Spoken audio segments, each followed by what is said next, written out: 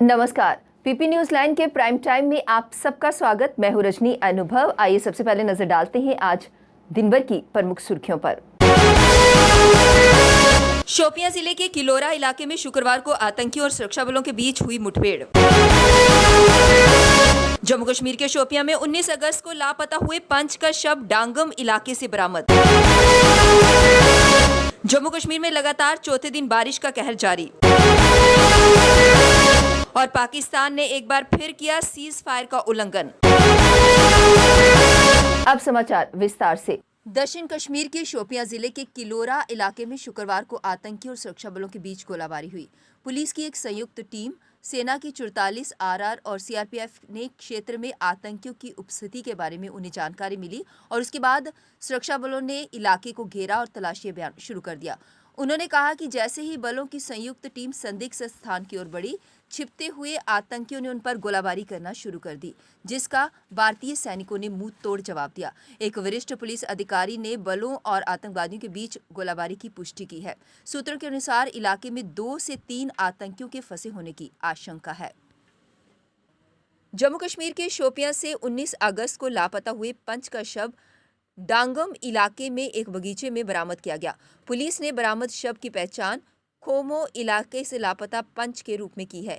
इसी मामले में पीड़ित परिवार ने बीते दिनों पुलिस के पास शिकायत दर्ज करवाई थी, जिसमें पंच के लापता होने की बात कही गई थी। बता दें कि शोपियां जिले के डांगम इलाके के एक बगीचे में राहगीरों ने एक शव देखा। इसके बाद पुलिस को सूचना दी। मौके पर पहुंची पुलिस ने शव को बरामद किया।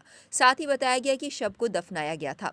पुलिस ने उक्त शव की पहचान खोमो के पंच निसार अहमद भट्ट के रूप में की है। जम्मू कश्मीर में लगातार चौथे दिन बारिश का कहर जारी है। नदी नाले उफान पर होने के चलते अलर्ट घोषित कर दिया गया है। कश्मीर का देश के अन्य हिस्सों से सड़क संपर्क कटा हुआ है। श्रीनगर हाईवे बंद होने से 3000 से अधिक वाहन फंसे हुए हैं। कश्मीर जाने वाले जरूरी पदार्थों की सप्लाई पूरी तरह से ठप हो गई है। जगह जगह भूस्खलन के चलते जम्मू संभाग में छोटे बड़े 100 से अधिक मार्ग बंद हैं। सड़कों के बह जाने से करोड़ों रुपए का नुकसान हुआ है। श्रीनगर लेह हाईवे भी पूरी तरह से बंद कर दिया गया है। पाकिस्तानी सेना ने एक बार फिर संघर्ष विराम का उल्लंघन किया है। पाक सेना ने पुंछ जिले के दिगवार और मालती सेक्टर में गोलाबारी की। सेना ने पाक की इस हरकत का कड़ा जवाब दिया है। भारतीय सेना की ओर से दी गई जानकारी के अनुसार बृहस्पतिवार को रात 10 बजे के आसपास पाक सेना ने छोटे हथियारों से तेज फायरिंग की और नियंत्रण रेखा के पास मोर्टार दागे। भारतीय सेना पाक की इस हरकत का मुंह तोड़ जवाब दे रही है। कोरोना महामारी को देखते हुए हेल्थ डिपार्टमेंट की तरफ से पंचायत बन सुल्तान अपर में मेडिकल कैंप लगाया गया। ये camp BJP spokesperson advocate Devraj की अध्यक्षता में लगाया गया।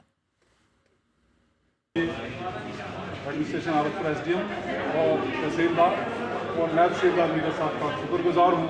उन लोगों ने इस कैंप का ऑर्गेनाइज किया है। जय हिंद, जय भारत। जो भी हेल्थ की तरफ से जो एडवाइजरी जारी की गई है, जैसे सोशल डिस्टेंसिंग या बिना वजह घर से बाहर न निकलना और बार बार हाथों का धोना। अब वक्त हो चला है एक ब्रेक का। मिलते हैं ब्रेक के बाद। मजबूती की पहचान ACC cement, messrs Bishandas Jaswal and sons, authorised stockist, ACC cement, 45 transport Nagar, Jammu. Break के बाद बढ़ते हैं अगली बड़ी खबर की तरफ। बॉर्डर एरिया किसान कमेटी ने आज डिवकॉम ऑफिस के बाहर प्रदर्शन किया। उन्होंने कहा कि उनकी जमीनें जो डिफेंस के अंडर आती हैं उसके तहत उन्हें मुआवजा मिलता था, लेकिन पिछले 4 साल से उन्हें मुआवजा नहीं दिया जा रहा। किसान कमेटी का मानना है कि उनके मुआवजे की रकम कुछ उच्च अधिकारियों के खाते में है। इसलिए उन्होंने लेफ्टिनेंट गवर्नर मनोज सिन्हा से गुहार लगाई कि इन अधिकारियों पर उचित कार्यवाही की जाए और उन्हें उनका मुआवजा समय पर दिया जाए। 3 साल का पैसा, वो किसानों का पैसा इन्होंने अपने पास रखा हुआ है। हम माने राज्यपाल से ये रिक्वेस्ट करते हैं, वो तहसीलदार खोड़ से पूछे और डीसी जम्मू से पूछे कि इन्होंने क्यों किसानों का, गरीब किसानों का पैसा, जो बॉर्डर पर आजकल आप जानते हैं कि हालात कैसे हैं, फायरिंग होती है पाकिस्तान के बाहर से, और इन्होंने गरीबों का पैसा अपने खाते में रखा हुआ है, ये क्यों नहीं लोगों को पैसा दे रहे। Sikh welfare front J and K Gurdwara Prabandhak committee district Jammu के मेंबर अवतार सिंह खालसा ने प्रेस कॉन्फ्रेंस कर गुरुद्वारा कमेटी अमृतसर द्वारा गठित पैनल में 267 ग्रुप की बजाय 328 ग्रुपों को बनाए जाने पर सवाल खड़े किए हैं।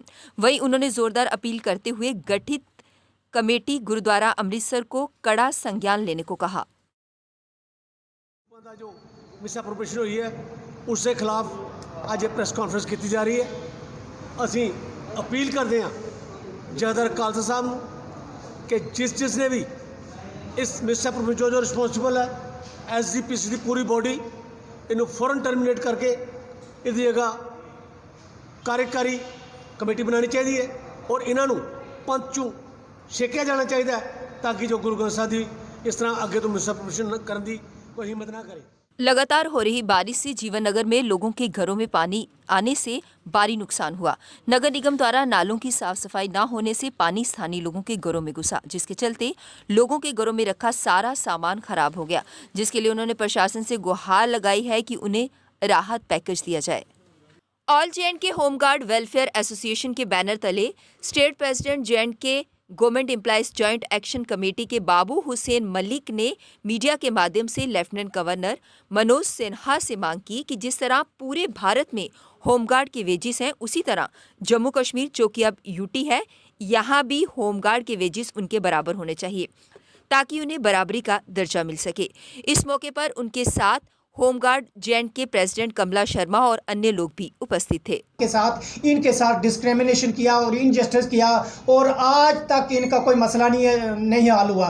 आज अगर जम्मू कश्मीर के अंदर यूटी बनाया है लेकिन अभी तक इन्होंने मिनिमम वेजेस एक्ट भी लागू नहीं किया। हम ये कहना चाहते हैं कि जितने भी मुद्दे हैं ये होम गार्ड का जो मसला है ये प्रायोरिटी बेसिस पे हल होना चाहिए, क्योंकि 20 से 25 साल तक ये लोग काम करते रहे हैं लेकिन इनके साथ बहुत बड़ी नाइंसाफ़ी है और एम्प्लॉय जॉइंट एक्शन कमेटी भी ये डिमांड करती है कि ये इमीडिएटली जो है इनका मसला जो है रिजॉल्व किया जाए। PP न्यूज़ लाइन के प्राइम टाइम के आज के इस अंक में बस इतना ही। मुझे और मेरी पूरी टीम को दीजिए इजाजत और आप देखते रहिए PP न्यूज़ लाइन। नमस्कार। जम्मू में आई टेस्टिंग की साइंटिफिक और मॉडर्न टेक्नोलॉजी के लिए हमेशा याद रखें जेम ऑप्टिशियंस, जहां पर रखा जाता है आपकी हर जरूरत का ख्याल। Gem opticians with the facility of eye exercise, A scan, biometry, pachymetry और ऑटोमेटेड फील्ड एनालाइजर। और हाँ, हमारे यहाँ बढ़िया क्वालिटी के ब्रांडेड स्पेक्टिकल्स, सनग्लासेस और कॉन्टेक्ट लेंसेज मिलते हैं। आपका भरोसेमंद एक ही नाम, Gem opticians, Gandhinagar. Gem opticians, Nai Basti. Gem opticians, Amphalla. Gem opticians, Trikuta नगर।